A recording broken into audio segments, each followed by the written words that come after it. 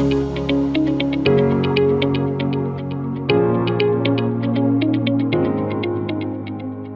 वालेकुम क्लास। बेटा अब आपका ये नेक्स्ट टॉपिक है जिसमें आपको ऑल दो बेसिक केमिस्ट्री में ये सारी बातें हम पढ़ा चुके हैं, लेकिन यूजेस वगैरह और दीगर चीजें जो एक जगह कंसाइज हो गई किताब ने दे दी हैं, तो वो आप लोगों को अब मैं यहाँ पर पढ़ा रहा हूँ। तो जितने भी आपने अभी ग्रुप 1A और 2A के एलिमेंट्स पढ़े उसमें से चंद एलिमेंट्स आपकी किताब ने निकाल के बताए हैं, उनके साथ साथ यूजेस भी बता दिए, उनकी प्रॉपर्टीज भी बता दी, उनकी जगह भी बता दी पीरियोडिक टेबल में और दुनिया में कहाँ पर है। तो पहला एलिमेंट आपका सोडियम है, सोडियम पे आ जाए। सारा काम आपकी किताब से ही हो रहा है, कोई यहाँ पर ऐसी चीज नहीं है जो कि मैं आपको अपनी तरफ से पढ़ा रहा हूँ, सब ये बेसिक इन्फॉर्मेशन है।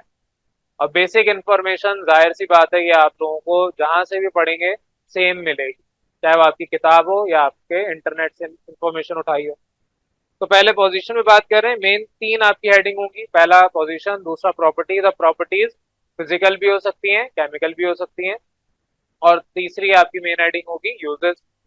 तो पोजीशन पे बात कर रहे हैं, आपका जो सोडियम है it is six most abundant. Abundant का मतलब पाया जाने वाला, ज्यादा मिकदार में। तो सिक्स मोस्ट यानी टॉप अगर लिस्ट बनाए, उसमें से छठे नंबर पे सोडियम मौजूद है दुनिया के अंदर, which constitutes of 2.87% of earth crust. तो ये आपके पास 2.87 पूरा 100% अर्थ लें, उसमें से 2.87 हिस्सा अर्थ का सिर्फ और सिर्फ आपका सोडियम। तो ये बहुत ज्यादा बड़ी मिकदार होती है, जो कि इधर नंबर में आपको नहीं बताई हुई और ना ही आपको जरूरत है। इतना बस याद रखना है कि आपके फॉर एग्जाम्पल लिथियम की बात करूं, सोडियम उसके बाद आता है, लिथियम उससे पहले। तो लिथियम आपके पास 0.008 या 0.0002 ऐसी कोई फिगर है परसेंट में, एग्जैक्टली मुझे नहीं याद, 0.002 है या 0.008 है, ऐसी कुछ है। तो अगर होगा तो मैं आपको बाद में जब लेक्चर ऑनलाइन होगा दिखा दूंगा। अदरवाइज सोडियम आपका 1000 गुना ज्यादा अवेलेबल है दुनिया में, अबंडेंट है। और ये अर्थ क्रस्ट की बात हो रही है, अर्थ क्रस्ट अलग है और जो समंदर है उसमें सोडियम अलग है। जाहिर है आपके पास शुरू में मैंने किसी जमाने में जब चैप्टर कोई आया होगा तो पढ़ाया होगा कि आपको दुनिया में एलिमेंटल फॉर्म में बहुत कम एलिमेंट्स मिलते हैं, अदरवाइज ज्यादातर मेजॉरिटी कंपाउंड या मॉलिक्यूलर स्टेट में। तो आपको अगर सोडियम चाहिए तो सोडियम ऐसा नहीं है कहीं पे जाएंगे वहां पे पड़ा हुआ सोडियम होगा उठा के ले आएंगे। सोडियम हो, कॉपर हो, कोई भी और दूसरा मेटल हो, उसको एक्सट्रैक्ट करना पड़ता है। हो सकता है समंदर में जैसे NaCl मौजूद है वहां से सोडियम निकालो। तो समंदर, क्योंकि कहा जाता है 70% of earth is composed of water, water भी आपका सी। तो जो समंदर है वो आपका, उसमें सोडियम अलग है। और जो अर्थ क्रस्ट, जमीन के टुकड़े हैं जिसमें पानी की बात नहीं होती, उधर सोडियम अलग है। ये उस टुकड़ों की बात हो रही है कि वहां पर इतना सोडियम।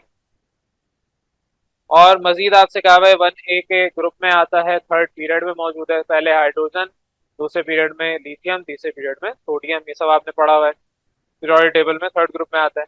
फिजिकल प्रॉपर्टीज पे आ जाए। फिजिकल प्रॉपर्टी में क्या है कि आपके पास सोडियम सिल्वरी व्हाइट कलर का होता है, अल्कली मेटल है, सिल्वर व्हाइट कलर का। और इसके अलावा ये मेल्ट हो जाता है ऑलमोस्ट 98 डिग्री सेल्सियस पे, 97.8 लिखा हुआ है। और बॉयल होता है 881.4 डिग्री सेल्सियस पे। तो ये आपके पास इसका मेल्टिंग और बॉइलिंग पॉइंट है। मजीद आपके यहाँ पर बताया हुआ है कि यहाँ जो मेटल आपके पास है, सोडियम हो या इवन आपके पास लिथियम भी हो, ये इतना सॉफ्ट होता है कि आप एक छुरी से इसको काट सकते हैं। ये बात मैं पीछे आपको बता चुका हूँ। तो आप लिथियम लें या सोडियम लें, ये आपके छुरी से भी कट जाता है, यानी कि इनके दरमियान जो बॉन्डिंग है between one atom to another, ये जो इंटर मॉलिक्यूलर फोर्सेज हैं, यानी कि मेटालिक बॉन्ड है, ये आपके वीक मेटालिक बॉन्ड होता है, वीक बॉन्ड होता है, जिसकी वजह से ये आराम से अलग हो जाते हैं। वहीं पे अगर आप कोई और मेटल उठा लें, लोहे का टुकड़ा उठा लें, सरिया आपका बनता है, उसको आप छुरी क्या आप किसी भी चीज से पकड़ लें, उसको अलग करें, वो अलग नहीं होगा। आपको बहुत ही हाई RPM में एक कटर लेना पड़ेगा, वो काटेगा। वो भी कटर एक वक्त आता है घिस घिस के खत्म हो जाता है। तो यहाँ पर आपके पास जो सोडियम हो गया, लिथियम हो गया, ये बहुत ज्यादा आपके कमजोर वीक बॉन्ड बनाने वाले मेटल्स हैं। ये तो हो गई physical property. Chemical properties all दो आपको पढ़ा चुका हूँ, इधर भी देख लें। केमिकल प्रॉपर्टी क्या है पहली, कि पानी के साथ जब भी सोडियम रिएक्ट करेगा वायलेंटली रिएक्ट करेगा, पीछे कंपैरिजन में पढ़ लिया। तो आपके पानी के साथ ये रिएक्ट करेगा तो सोडियम हाइड्रोक्साइड बनाएगा और साथ ही साथ आपको हाइड्रोजन गैस दे देगा। और इस सोडियम को हमारे पास लैब में पड़ा हुआ है, तो सोडियम को हम हमेशा प्रिजर्व करते हैं केरोसिन के अंदर। तो केरोसिन ऑयल के अंदर इसको हमेशा प्रिजर्व किया जाता है, यानी इकट्ठा किया जाता है। आप इसी खाली बर्तन में नहीं डाल सकते, क्योंकि खाली बर्तन में भी तो हवा ट्रैप हो जाएगी, और आप इसको ऐसे ही एटमॉस्फेयर में छोड़ नहीं सकते। फर्ज करें अगर मैं सोडियम इस तरह हाथ में पकड़ के फिरूंगा, तो जो मेरे हाथ में इर्द गिर्द में मौजूद मॉइस्चर है वो उसके साथ रिएक्ट कर लेगा, और जो हाथ में मेरे पसीना आ रहा होगा अगर, तो वो भी रिएक्ट करेगा उसके साथ। क्योंकि हाईली रिएक्टिव है, ये चीजें जला देगा, खराब कर देगा, डिस्ट्रॉय करेगा। बहरहाल यही सारी बात लिखी हुई है। आपके मॉइस्चर से प्रिवेंशन के लिए आप कैरोसिन ऑयल के अंदर इसको रखते हैं। नेक्स्ट पे आ जाए। ये आपके पास शाइनी सरफेस रखता है सोडियम, लेकिन इस पे जब ऑक्सीजन अटैक करेगा तो ये डल सरफेस बना देगा। इसको आपने अभी पीछे यहाँ पर जो टेबल गिवन था उसके अंदर एक जुमला भी पढ़ा था, टार्निश, तो वही यहाँ पर दोबारा आगे जुमला। तो ऑक्सीजन के साथ रिएक्ट करेगा तो आपको सोडियम पर ऑक्साइड बना के देगा। तो सोडियम पर ऑक्साइड यहाँ पर आपको केमिकल रिएक्शन नजर आ रही है। नेक्स्ट पे आ जाए। हेलोजेंस के साथ रिएक्ट करेगा, सोडियम हैलाइड बना के देगा। यहाँ एग्जांपल आपको ब्रोमीन की दी है, आप क्लोरीन की ले लें, सोडियम क्लोराइड बना के देगा। ब्रोमीन है तो सोडियम ब्रोमाइड बना के देगा।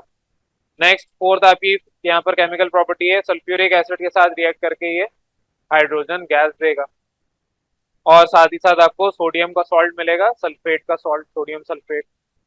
ये सारी केमिकल प्रॉपर्टीज हैं, ये आपको याद करनी है, एग्जाम में आ सकती हैं। लास्टली इनके यूजेस पे आ जाएं। यूजेस आपके क्या हैं? फर्स्ट आपका यूज यहाँ पर बताया हुआ है कि ये एक्सीलेंट हीट ट्रांसफर करते हैं, एक्सीलेंट होते हैं उसमें। तो किसी भी फ्लूइड में अगर आपको हीट ट्रांसफर करवाना है, they are excellent in that, और इस वजह से इनको हम कूलेंट इन न्यूक्लियर रिएक्टर इस्तेमाल करते हैं। न्यूक्लियर रिएक्टर जहां पर न्यूक्लियर आपका प्लांट लगा हुआ है, वहां पर बहुत हाई टेम्परेचर पे रिएक्शन होता है। हमें क्या करना होता है, वो हाई टेम्परेचर एब्जॉर्ब करना होता है। तो वहां पर हम ब्राइन, समंदर का पानी इस्तेमाल कर रहे होते हैं। तभी जितने भी ज्यादा न्यूक्लियर पावर प्लांट है वो समंदर के किनारे पे होते हैं, ताकि समंदर का पानी यूज हो सके। और समंदर में क्या है? Salt, NaCl। तो ये आपके पास वहां पर यूज किए जाते हैं।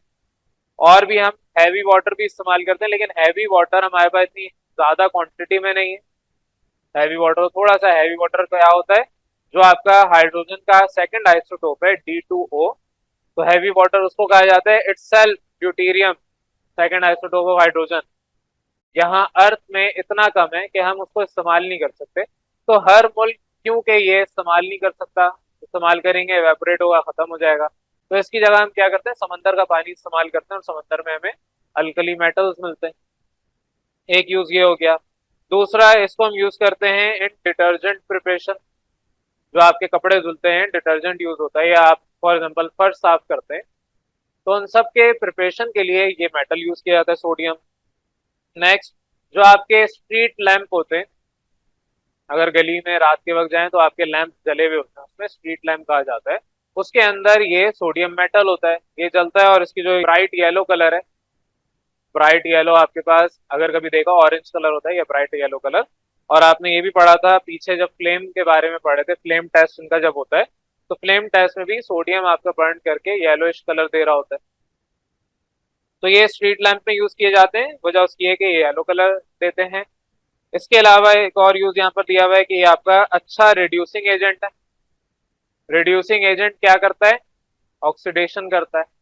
अब यहाँ पर मैं आपको बता सकता हूँ, जो पहले मैंने आपको टॉपिक नहीं बताया, आपके पास कोई भी सब्सटेंस अगर ऑक्सीजन ऐड करेगा, हाइड्रोजन अपने अंदर से रिमूव करेगा, या इलेक्ट्रॉन का लॉस करेगा अपने अंदर से, उसे आप कहते हैं कि ये आपका ऑक्सीडेशन कर रहा है। मैं जल्दी जल्दी लिख रहा हूँ।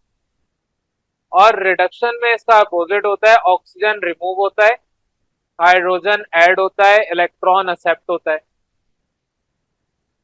ऑक्सीडाइजिंग एजेंट का काम क्या होता है? ऑक्सीडाइजिंग एजेंट, एब्रीवेशन लिखिए।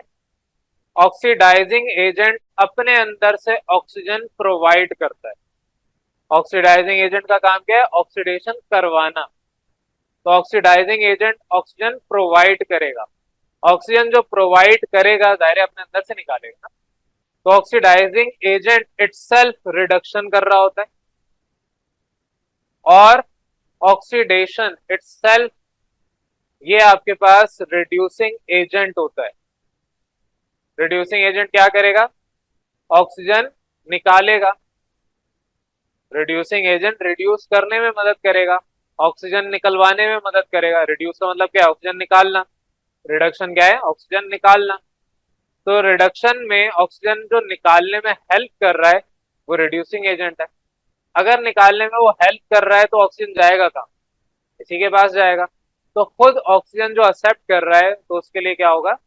ऑक्सीडेशन। तो हम ये भी कहते हैं कि जहां ऑक्सीडेशन हो रहा है वो रिड्यूसिंग एजेंट है, और जहां जिसके मुताबिक रिडक्शन हो रहा है वो ऑक्सीडाइजिंग एजेंट है। तो सोडियम इटसेल्फ क्या करता है? सोडियम आपके पास इटसेल्फ ये करता है कि आपके पास जो ऑक्सीजन है या आपका हाइड्रोजन है या इलेक्ट्रॉन है, ऑक्सीजन वो एक्सेप्ट करेगा, सोडियम पर ऑक्साइड बना के देगा, ये सोडियम ऑक्साइड बना के देगा। सोडियम अपने अंदर हाइड्रोजन तो एक्सेप्ट करता ही नहीं है, बहुत लिमिटेड क्वांटिटी में करता है, वैसे नहीं करता अमूमन। इलेक्ट्रॉन के हवाले से बात करें, सोडियम अपना इलेक्ट्रॉन दे देता है, डोनेट करता है, लॉस करता है। तो sodium is a good reducing agent. ठीक है, सोडियम आपका गुड रिड्यूसिंग एजेंट है, इसी वजह से इसको आप यूज करते हैं एज अ रिड्यूसिंग एजेंट। कहां पर? जहां पर आपको एक्सट्रैक्ट करवाना हो आपका कैल्शियम हो, जिरकोनियम हो या टाइटेनियम हो, ये वो मेटल्स हैं जो कि आपको एक्सट्रैक्ट करवाने होते हैं। तो एक्सट्रैक्शन में हम एक जो एनोड है, एनोड पे क्या होता है? ऑक्सीडेशन।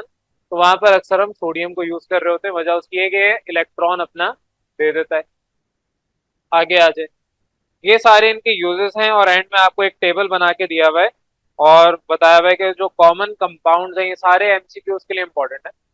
तो जितने भी कॉमन कंपाउंड्स हैं यहाँ पर बताया हुआ है, जैसे कि आपका सोडा ऐश, जिसको आप सोडियम कार्बोनेट कहते हैं, ये आपके वाटर सॉफ्टनर। अब ये वाटर सॉफ्टनर का मतलब क्या है? पानी आपके पास दो टाइप का होता है, ये आपका सब सिलेबस से रेलेवेंट नहीं है, लेकिन क्योंकि जो टर्म्स इस्तेमाल हुई हैं वो समझने के लिए आपको पढ़ना पड़ेगा। वाटर टू टाइप्स होता है, एक को कहा जाता है सॉफ्ट वाटर, एक को कहा जाता है हार्ड वाटर।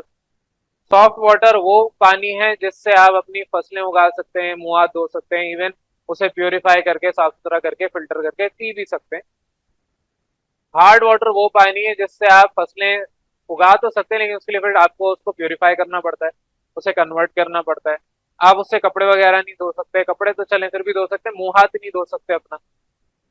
कभी अगर आप गांव देहात में गए हो तो वहां पर जो पानी होता है वो बहुत कड़वा होता है। अगर कभी पिया हो तो खैर, मुल्क में तरक्की हो चुकी है, आपके गांव देहात भी तरक्की याफ्ता आपके विलेजेस में आ गए, तो अब वहां पर आपके पानी पीने के काबिल हैं, चाहे आप डायरेक्ट क्यों ना लें। लेकिन पुराने जमाने में अगर हम जाएं, अभी भी कुछ ऐसे गांव देहात मौजूद होंगे जहां पर आप जाएं तो पानी आपको वो वेल से निकाल के, कुएं से निकाल के देते हैं, या उन्होंने बोरिंग की भी होती है, बहुत नीचे डीप जाके पानी के रिजर्वायर होते हैं, तो रिजर्वायर से निकाल के आपको देते हैं। वो रिजर्वायर से जो पानी आ रहा है वो थोड़ा क्या बहुत ज्यादा कड़वा होता है। अब वो पानी अगर आप फॉर एग्जाम्पल मुंह हाथ धोने के लिए भी इस्तेमाल कर रहे हैं, तो जब आप साबुन से अपने हाथ को रगड़ेंगे तो झाग नहीं बनेगी। इतनी पूरी लंबी तमहीद इसलिए बांधी कि ये वाला जो पानी जब आप मुंह हाथ धोने के लिए बैठेंगे, पहचान क्या है? आप साबुन लें और साबुन से रगड़ना शुरू करें हाथ को। आप हाथ धोने के लिए झाग बनाना चाहेंगे, क्योंकि अब अगर आप अपने घर पे अभी काम करना चाहेंगे तो आप पानी का नलका खोलें, साबुन से आप हाथ रगड़ें, झाग बन जाएंगे। लेकिन वहां पे ये नहीं होगा, वहां पर झाग नहीं बनेगी। तो इस किस्म के पानी को पहचानने का सबसे आसान तरीका ये है कि साबुन लें, हाथ धोने की कोशिश करें, अगर झाग बन रहे हैं it is called soft water, और अगर झाग नहीं बन रहे it is called hard water. तो जो हार्ड वाटर होगा उसको अगर सॉफ्ट वाटर में कन्वर्ट करना है तो हम सोडियम इस्तेमाल करते हैं। ये पूरा एक टॉपिक अलग है जो कि आपके इस क्लास में नहीं है, आगे हो सकता है क्लासेस में सीखें, तो जब आगे आएंगे तो वहां पे हम पढ़ लेंगे। अभी के लिए बस इतना याद रखना है, हार्ड वाटर क्या है? जो झाग ना बनाए उसको कहा जाता है लेदर विद सोप, या फ्रॉथ ना उसमें आए, झाग ही कहा जाता है फ्रॉथ को भी। तो बहरहाल झाग ना बनाए उसे हम कहते हैं हार्ड वाटर। उस हार्ड वाटर को हमें कन्वर्ट अगर करना है सॉफ्ट वाटर में ताकि हम मुंह हाथ धो सके, तो हम सोडियम, ये जो सोडियम आपके पास इस्तेमाल हो रहा है in the form of soda ash, soda ash है क्या, हाँ सोडा ऐश है, तो सोडा ऐश हम इस्तेमाल करते हैं वहां पे। नेक्स्ट यूज पे आ जाए, बेकिंग सोडा। बेकिंग सोडा आपके घर में इस्तेमाल होता है। सोडियम बाइकार्बोनेट आपने पढ़ रखा है, तो ये बेकिंग पाउडर के तौर पे इस्तेमाल होता है बेवरेजेस में। और हेल्थ सॉल्ट यहाँ पर लिखा हुआ है जुमला, हेल्थ सॉल्ट आपके पास, इसको याद कर लें, इतना डिटेल में मैं जाऊंगा नहीं, अदरवाइज ये आपके पास थोड़ा हेल्थियर साइड पे होता है सॉल्ट, इसको छोड़ दें, अभी इतना डेप्थ में जाने की जरूरत नहीं, याद कर लें। नेक्स्ट आपका टेबल सॉल्ट, ये वाला सॉल्ट अलग है, ये वो नमक है जो आप अपने अंडे में छिड़क के खाते हैं या खाने में डाल के खाते हैं, तो ये वो नमक है, फूड आइटम है ये। नेक्स्ट है सोडियम नाइट्रेट, तो आपके ज्यादातर फर्टिलाइजर्स के अंदर, और डायनामाइट्स। डायनामाइट्स क्या होते हैं, बॉम्ब जो होते हैं उनको कहा जाता है, कहीं धमाका करना है तो वहां पर आप इसको इस्तेमाल करते हैं, तो ये मटेरियल यूज होता है सोडियम नाइट्रेट वहां पर। और ये खाद वगैरह के लिए भी आप उसको अच्छा बनाने के लिए इस्तेमाल कर रहे होते हैं। बहरहाल ये आपके पास सोडियम के कुछ प्रॉपर्टीज, यूजेस और उनके पोजीशंस वगैरह हैं जो मैंने अभी आपसे आज डिस्कस किए हैं। यहाँ तक किसी हुई कंफ्यूजन? चले हम नेक्स्ट पॉइंट पे आ जाए। नेक्स्ट आपके पास है मैग्नीशियम, यहाँ पर मैं पूरा नहीं लिख रहा। नेक्स्ट आपके पास जो गिवन है element that is magnesium. Magnesium आपके पास उसी सेम पीरियड में सेकंड ग्रुप का एलिमेंट है। तो मैग्नीशियम में आपको यहाँ पर इसके बारे में बताया हुआ है, पहले पोजीशन बता दी कि ये आपके पास दुनिया में 8 मोस्ट अबंडेंट है। सोडियम 6 नंबर पे था, टॉप 10 लिस्ट बनाए, उसमें 8वें नंबर पे आपके पास यहाँ पर एलिमेंट ये वाला आ जाएगा। तो आपके ये अर्थ क्रस्ट के अंदर 8th नंबर पे पाया जाता है, पहला पॉइंट। दूसरा पॉइंट, ये आपके ज़ाहिर 2A ग्रुप के अंदर और थर्ड पीरियड के अंदर मौजूद है। फिजिकल प्रॉपर्टी पे आ जाए, ये आपका जो नाम है बेसिकली मैग्नीशियम, ये जो ड्राइव हुआ है, ये फिजिकल प्रॉपर्टी में तो खैर नहीं है, इसका कलर आपके पास ग्रे वाइट कलर का होता है, ग्रे वाइट मेटल है। इसका जो नाम ड्राइव हुआ है, इसको आप पोजीशन में डाल दें, लेकिन पोजीशन में डालें इसको सिर्फ जर्नल याद कर लें। ये जो नाम आपका ड्राइव हुआ है, ये ग्रीस के लोगों ने नाम अपना रखा था, और वहां पर इसको मैग्नीसिया कहा जाता था। तो मैग्नीसिया वर्ड है, एक डिस्ट्रिक्ट है ग्रीस की। डिस्ट्रिक्ट जैसे आपके पास कराची की अलग अलग डिस्ट्रिक्ट है, सिंध के अलग अलग आपके शहर हैं, उसके अंदर अलग अलग डिस्ट्रिक्ट आ जाती हैं। तो उसी तरीके से ग्रीस आपके पास है, उसकी एक अलग डिस्ट्रिक्ट थी, उसका नाम था मैग्नीसिया। वजह उसकी है कि ये आपके पास वहां पर सबसे ज्यादा पाया जाता था, तो उन लोगों ने इसका नाम मैग्नीसिया रख दिया है। इसका जो कलर है वो ग्रे वाइट कलर है, मैं बता चुका हूँ। ये मेल्ट होता है 650 डिग्री सेल्सियस पे, और बॉयल होता है 1090 डिग्री सेल्सियस पे। डिग्री सेल्सियस या डिग्री सेंटीग्रेड एक ही चीज है। ये पॉइंट आपके पास सारे हो गए फिजिकल प्रॉपर्टी के। अब आ जाए नेक्स्ट, केमिकल प्रॉपर्टी, एक ही गिवन है। तो जब भी ये रिएक्ट करेगा वाटर के साथ, ये पीछे मैं आपको कंपैरिजन में भी पढ़ा चुका हूँ, जब भी ये रिएक्ट करेगा तो आपको, एक तो लेस रिएक्टिव है, ज्यादा इतना रिएक्टिव नहीं होता, लेकिन रिएक्शन करने के बाद ये भी आपको मैग्नीशियम हाइड्रोक्साइड और हाइड्रोजन गैस बना के देगा, जैसे पीछे आपका सोडियम बना रहा था। नेक्स्ट आपके पास ये जो इसके यूजेस वगैरह हैं उसके ऊपर आ जाते हैं कि आपके पास, अच्छा इसमें एक और पॉइंट बहुत इंपॉर्टेंट लिखा हुआ है कि आपके पास जब भी मैग्नीशियम फायर पकड़ेगा, फॉर एग्जाम्पल बैटरी जो आपकी बनती है आजकल लिथियम की आ रही है, अगर उसकी जगह मैं मैग्नीशियम डाल दूं और वो बैटरी फट जाए, अब आप उसमें पानी नहीं डाल सकते। वजह उसकी है कि पानी के साथ रिएक्ट करेगा और फिर उस पानी में हाइड्रोजन अलग हो जाता है। तो जब भी आप मैग्नीशियम को अगर जलाएंगे, और या गलती से खुद ही आपने इसको रखा और इसने आग पकड़ ली, तो इसको पानी के बजाय आप मिट्टी इस्तेमाल करते हैं बुझाने के लिए। अक्सर आपसे कहा जाता है कि अगर आपके कहीं पे आग लग गई है, मिट्टी का इस्तेमाल करें। वजह उसकी है कि आपको नहीं पता आग किसकी वजह से लगी है, तो मिट्टी आपके जब डाली जाती है तो वो क्योंकि उस हीट को एब्जॉर्ब कर लेती है और फिर मजीद वो आगे रिएक्शन करके बर्न नहीं होती, जलती नहीं है, तो इस वजह से हम मिट्टी इस्तेमाल करते हैं। लेकिन अगर पानी डालेंगे तो क्या होगा, पानी में से हाइड्रोजन गैस निकलेगी, ज़ाहिर बॉन्ड ब्रेक होगा, ऑक्सीजन या ओ एच आयन अलग होंगे, हाइड्रोजन आयन अलग होंगे। हाइड्रोजन जो मिलेगी वो इटसेल्फ फ्लेमेबल होती है, इटसेल्फ वो जला देती है, बर्निंग करती है। तो इस वजह से आपके मैग्नीशियम कभी भी पानी से एक्सटिंग्विश नहीं किया जाता, उसकी फायर को, उसकी आग को। वजह उसकी यहाँ पर बता दी, हाइड्रोजन गैस की वजह से, आप, क्योंकि hydrogen is a highly flammable gas. और यही बात आगे भी लिखी है, हम इसको यूज करते हैं बुझाने के लिए मिट्टी को, तो मिट्टी इस्तेमाल की जाती है टू एक्सटिंग्विश द फायर। ये आपका मेन रीजन है जो कि एग्जाम में शॉर्ट रीजनिंग में भी आ सकता है या आपके एमसीक्यूज में भी आ सकता है। अब आ जाए अपने यूजेस पे। यूजेस क्या हैं? पहला यूज आपके ये, it is used in फ्लेयर्स and photographic flash bulb. जो आपके फ्लेयर्स अगर कभी देखे हो, जो पानी में भी जल रहे होते हैं, कभी कोई फिल्म वगैरह आपने अगर देखी हो, वो क्या करते हैं कि आपके जलाते हैं उसको, वो रेडिश कलर का फ्लेम निकलता है और पानी में भी चले जाए तब भी वो जल रहा होता है, उसे फ्लेयर कहा जाता है। यह एक गन होती है जो कि हमेशा बोट्स वगैरह में रखी जाती है कि कभी कोई इंसान अगर फर्ज करते हैं फंस गया, तो बंदूक से वो चलाएगा गोली, वो बाहर जैसी रिएक्शन करेगा, ऑक्सीजन मिलेगा, तो फौरन रिएक्शन करके जलना शुरू होगा और आपका रेड कलर या डिफरेंट कलर का वो बर्निंग होती है। तो फ्लेयर गन भी आपके पास होती है, या फ्लेयर आपके पास वो सिंपल कहा जाता है, एक टुकड़ा होता है उसको जलाते हैं, तो वो तब तक जलता रहता है जब तक वो खत्म ना हो, चाहे वो पानी में ही क्यों ना जलना शुरू हो जाए। तो मैग्नीशियम वहां पर यूज किया जाता है, या जो फोटोग्राफिक फ्लैश बल्ब होते हैं पुराने जमाने में, जब वो अगर आपने देखा हो, एक बड़ा सा कैमरा होता था और उसमें आपके पास फ्लैश होता था, वो फ्लैश बल्ब में मैग्नीशियम होता था जो कि जल जाता था। वो बहुत पुराने जमाने की बात करूं, फिर एडवांसमेंट आई है, फिर उसमें टंगस्टन भी आया है और भी और दीगर कंपोनेंट्स आए।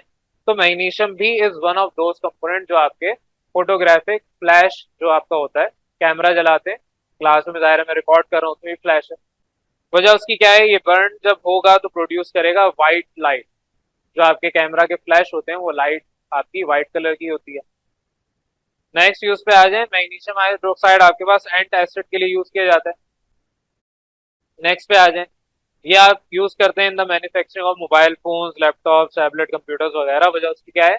एक तो ये लाइट वेट होते हैं, दूसरा ये इलेक्ट्रिकली कंडक्टिव होते हैं, इलेक्ट्रिकल इनकी प्रॉपर्टीज होती हैं कुछ, तो इस वजह से आप इसको इस्तेमाल करते हैं।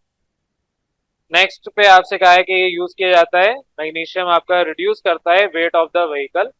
तो जहां पर आप स्टील कंपोनेंट यूज करते थे पहले गाड़ियों के अंदर, वहां पर अब आप मैग्नीशियम के कंपोनेंट्स बना के डालते हैं, लाइट इन वेट होता है।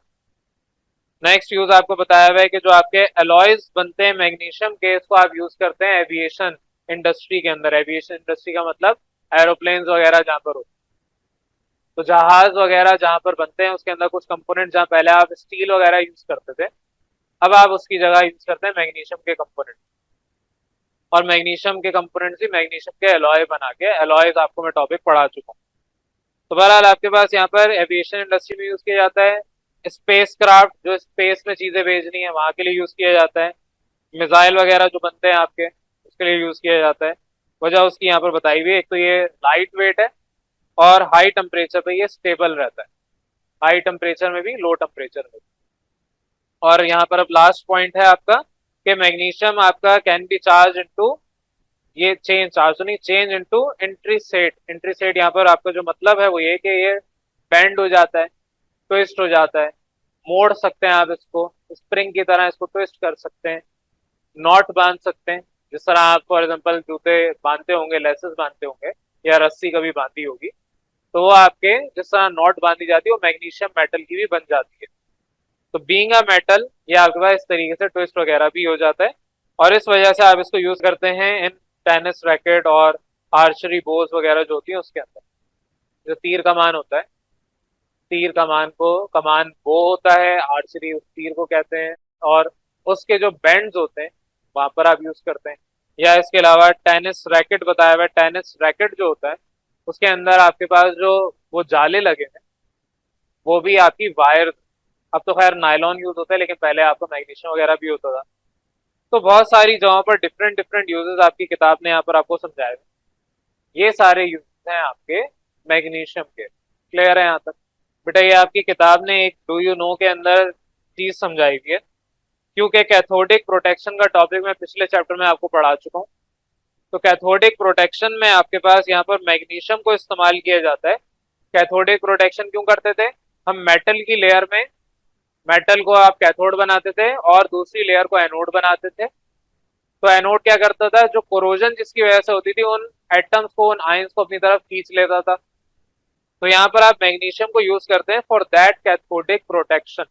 तो जो पाइपलाइंस आपके डले हुए होते हैं जहां पर बार बार इंसान जाके काम नहीं कर सकते, या छोटे पाइप्स हैं जहां पर इंसान का हाथ भी नहीं जा सकता, वहां पर हम क्या करते हैं, अंदर एक लेयर बना देते हैं मैग्नीशियम की, क्योंकि मैग्नीशियम का टॉपिक पढ़ रहे हैं तो जाहिर है वहां पर यही काम करते हैं।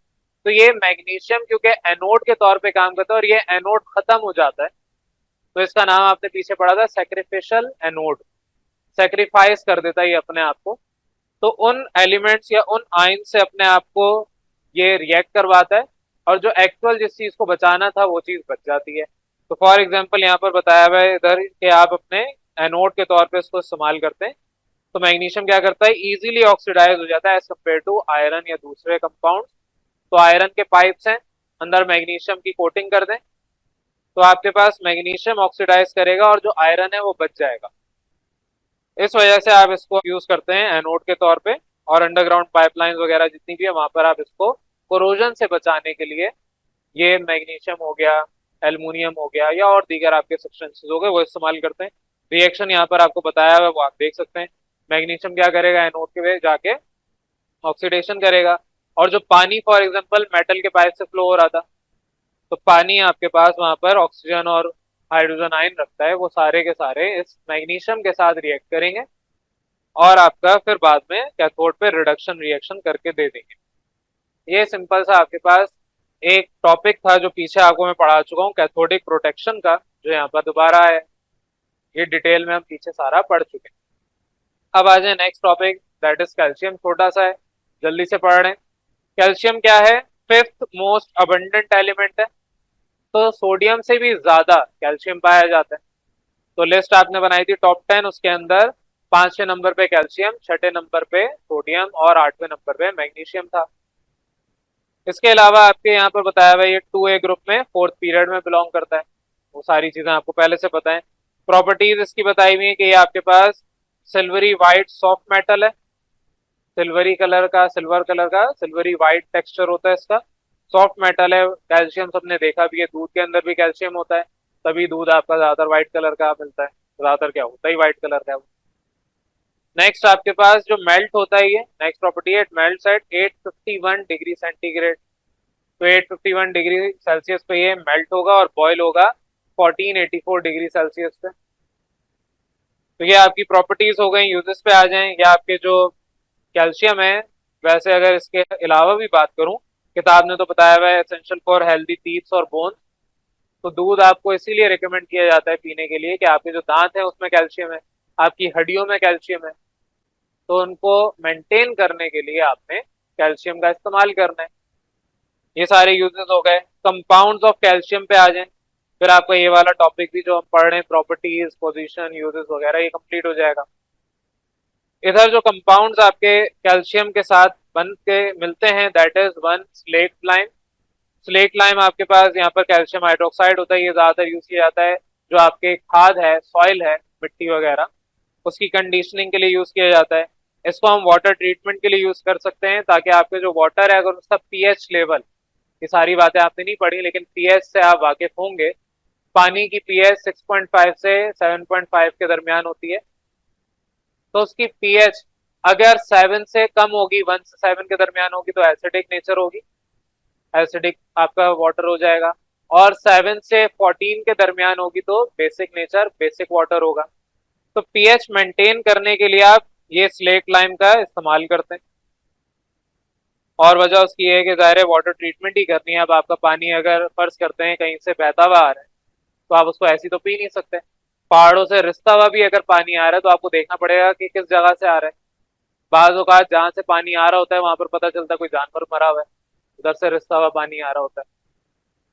तो बहरहाल आपकी जो ट्रीटमेंट है पानी की, आपके बारिशों का पानी भी ट्रीट किया जाता है, आपके घर में जो पानी गटर में जा रहा है उसको भी ट्रीट करके दिया जाता है। तो ये ट्रीटमेंट में इस्तेमाल किया जाता है। एक यूज, दूसरे यूज पे आ जाए, ये स्टील इंडस्ट्री में ज्यादातर यूज किया जाता है, ताकि जो आयरन ओर्स है, ओर कहते हैं जमीन का वो टुकड़ा जहां पर ये पर्टिकुलर एलिमेंट मौजूद है। आयरन ओर का मतलब जमीन का वो टुकड़ा है जिसमें आयरन की क्वांटिटी ज्यादा है। तो आयरन ओर अगर आपने उठाया है, जमीन का टुकड़ा उठाया है, तो उसके अंदर जो दीगर इम्प्योरिटीज हैं, मिट्टी हो गई, मिट्टी के साथ और चीजें हो गई आपके पास, आयरन के अलावा कैल्शियम, मैग्नीशियम, आयरन और भी दूसरे कंपाउंड बनाता है, आयरन सल्फेट, आयरन कार्बोनेट वगैरह। आयरन कार्बोनेट तो खैर नहीं मिलता, और भी दीगर कंपाउंड है। तो उन सब की ट्रीटमेंट में आप अपना कैल्शियम हाइड्रोक्साइड इस्तेमाल करते हैं। सेकंड पे आ जाए, जिप्सम। जिप्सम का एक फॉर्मूला, ये बहुत ज्यादा इस्तेमाल होने वाला आपका कंपाउंड है, कैल्शियम सल्फेट। और ये जो साथ में वाटर मॉलिक्यूल है, ये साथ में हमेशा आएगा। ये वाटर मॉलिक्यूल कहलाता है वाटर ऑफ क्रिस्टलाइजेशन। ये आपके पास है। इसको यूज कहाँ करते हैं? It is use in construction of building. तो जो आपका सीमेंट है, वो सीमेंट बेसिकली जिप्सम की वजह से बनता है। तो सीमेंट के अंदर ये जिप्सम भी मौजूद है। तो ये आपके कंस्ट्रक्शन में यूज किया जाता है, बिल्डिंग वगैरह की कंस्ट्रक्शन में। इसके अलावा जो आपका प्लास्टर होता है, मेडिकल इंस्टीट्यूट के अंदर कभी हड्डी वगैरह टूट जाए तो क्या करते हैं? हॉस्पिटल में जाते हैं, वो आपके प्लास्टर लगा देते हैं। तो प्लास्टर ऑफ पेरिस उसको कहा जाता है। प्लास्टर ऑफ पेरिस आपके हड्डियों को भी जोड़ने के लिए इस्तेमाल किया जाता है। जो आपके छतों के ऊपर कुछ कैलीग्राफी होती है या कोई आपने बनाया हुआ होता है कुछ भी डेकोरेशन के लिए, तो वो भी आपका प्लास्टर ऑफ पेरिस से बनता है। बहुत सारे यूजेस हैं इसके। तो मेडिकली भी यूज किया जाता है ताकि आपकी जो टूटी हुई हड्डियां हैं वो अपनी जगह पर आ जाए। क्योंकि इंसान की अगर हड्डी टूट गई है किसी भी वजह से, तो इंसान को मूवमेंट तो करनी है। उस मूवमेंट को रोकने के लिए क्या किया जाता है? प्लास्टर लगा दिया जाता है। तो वहां पर आपका ये जिप्सम इस्तेमाल होता है। Next, calcium hypochlorate chloride. Calcium hypochloride, इसमें क्या होता है? आप इसको इस्तेमाल करते हैं जो स्विमिंग पूल्स हैं उसके अंदर। जाहिर है अगर डेली बेसिस पे, डेली नहीं तो वीकली बेसिस पे लोग नहा रहे हैं, तो ऐसा थोड़ी पानी डेली चेंज होता रहेगा। कभी आप अपने स्कूल की तरफ से अगर पिकनिक पे जाते हैं या कभी भी वैसी फैमिली के साथ जाते हैं, तो क्या होता है? आप स्विमिंग के लिए अगर जा रहे हैं तो स्विमिंग करेंगे। अब स्विमिंग करेंगे तो जाहिर है पानी ठहरा हुआ है। ठहरे हुए पानी को प्यूरिफाई करना पड़ता है। जो बहता हुआ पानी है वो पाक होता है, ठहरा हुआ पानी पाक नहीं होता। तो जो ठहरा हुआ पानी, जैसे स्विमिंग पूल है, उसमें इंसान अगर डुबकियां मारते हुए आ रहे हैं तो इंसानों के अंदर से पसीना भी आ रहा है। कुछ छोटे बच्चे होते हैं वो वहीं पे गंद भी मचा देते हैं। आपके नाक में पानी जाता है, मुंह में पानी जाता है, आप उसे कुल्ली करके बाहर निकालते हैं। जाहिर है अंदर तो पी नहीं सकते, पियेंगे तो बीमार हो जाएंगे। तो वो सारे पानी को क्योंकि डेली बेसिस पे आप साफ नहीं कर सकते, तो हम क्या करते हैं? हम ये वाला कंपाउंड डालते हैं। तो इससे क्या होता है? क्लोरीनेशन ऑफ वाटर होता है। तो क्लोरीनेशन आपने करनी होती है, तो इस तरीके से आप करते हैं। तो स्टेरिलाइजेशन का मतलब क्या है? साफ करना, बैक्टीरियाज को मारना। तो बैक्टीरियाज वगैरह जितने भी है स्विमिंग पूल्स के अंदर, वो इससे मारे जाते हैं, स्टेरिलाइज किया जाता है। नेक्स्ट है आपका कैल्शियम टंगस्टेट। तो टंगस्टन का एक एलिमेंट आपका टंगस्टन होता है, उसका कंपाउंड है कैल्शियम टंगस्टेट। इसको कहाँ यूज करते हैं? वो जो पेंट जो ग्लो करते हैं, ल्यूमिनस का मतलब जहां पर ग्लो आपका कोई पेंट कर रहा हो। कुछ आपने पेंट्स ऐसे देखे होंगे कि अगर आप उसको अंधेरे में देखें तो वो जल रहे होते हैं। अक्सर जो आपके अंधेरे में ऐसे इलाके होते हैं जहाँ पर रोड बने हुए हैं और अंधेरे में आपने जाना है, तो वहां पर आप देखेंगे रोड पे वो चीज चमक रही होती है। लाइट पड़ती है तो और चीज चमकती है, वो चीज अलग है। लाइट पड़ने में जो चीज चमके वो अलग है, और अंधेरे में जो चीज चमके वो अलग है। तो कुछ पेंट्स ऐसे होते हैं जो अंधेरे में चमक रहे होते हैं, उन्हें आप कहते हैं लुमिनस पेंट्स। लुमिनस का मतलब ग्लो करना, चमकना। तो वहां पर ये कंपाउंड यूज होता है। और लास्ट आपका है लाइम स्टोन, सबसे ज्यादा इस्तेमाल होने वाला। तो जितनी भी सीमेंट इंडस्ट्री है वो इसको इस्तेमाल करती है as a source for carbon dioxide. तो कार्बन डाइऑक्साइड आपके जो कोल्ड ड्रिंक कंपनीज होती हैं, बेवरेज कंपनीज, वो भी इस्तेमाल करती हैं। तो वहां पर आप लाइम स्टोन को इस्तेमाल करते हैं। लाइम स्टोन सिर्फ इस जगह इस्तेमाल नहीं होता, और भी बहुत सारी जगहों पर इस्तेमाल होता है। तो बस ये आपका लास्ट टॉपिक था इस मेन टॉपिक का। यहाँ पर आपका अभी मेटल खत्म नहीं हुआ, अभी और मेटल का पोर्शन बाकी है। नेक्स्ट टॉपिक बहरहाल हमारा है सॉफ्ट एंड हार्ड मेटल, वो फिर नेक्स्ट क्लास में हम डिस्कस करेंगे। यहाँ तक जितना भी मैंने आपको पढ़ाया वो सब रिवीजन है, पुराना काम है जो पढ़ रहे थे। फिर भी इस काम में यहाँ तक जो पढ़ा उसमें किसी को कोई कंफ्यूजन